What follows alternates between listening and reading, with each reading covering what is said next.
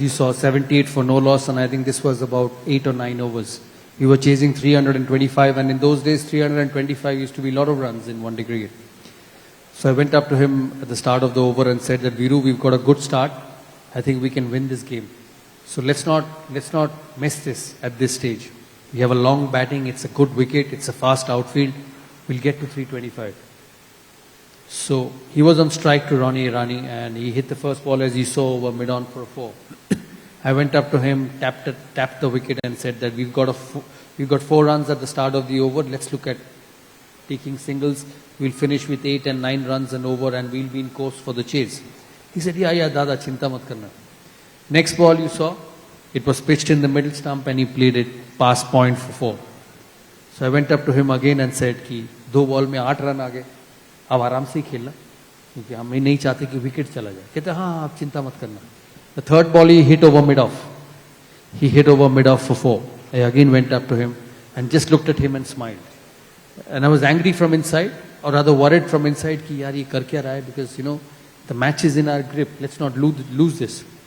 The next ball again he swept. He swept from the middle stump, and if it would have missed, he would have been plumb out. So I went up to the end of the over and said, तेरे को जो करना है कर, मैं कुछ बोलूँगा ही नहीं तेरे को अभी.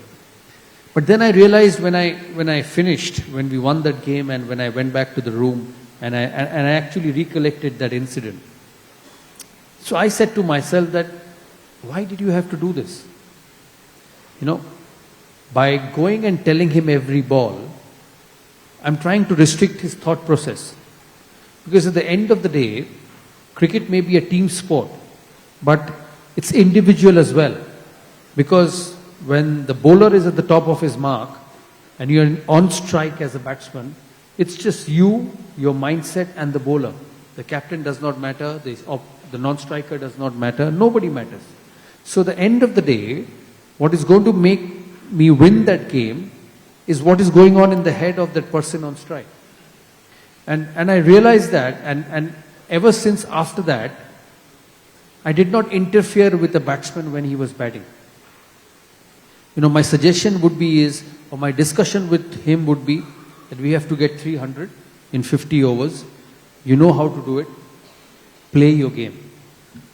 But once you get in and once you get set, don't throw it away. Win the game for us.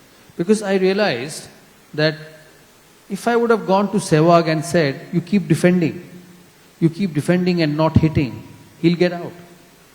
Because that's not the way he plays. So I think it's very important when you're a leader and when you're a captain of a side, it's about understanding that it's not my way or highway. You know, it's about understanding the person who you're playing with. How does he become successful? How does Sehwag get to a test match 100? Now you go to Dravid, you don't expect him to hit 4 boundaries in an over. You know he's going to defend, he's going to leave, he's going to bat 6 hours and get 100. So you go to Dravid and tell him, okay, if that's the way for your success, you do that. And I think many a number of times when we become bosses, when we become leaders, when we become captains, we go to you and say, this is the way I think, you think the same way.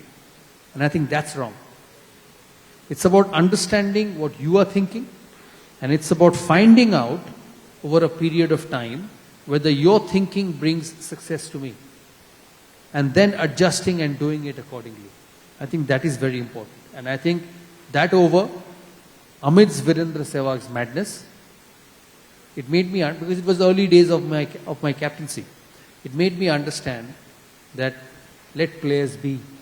Make them work hard, make them train, make them secure, give them a plan, give them a goal.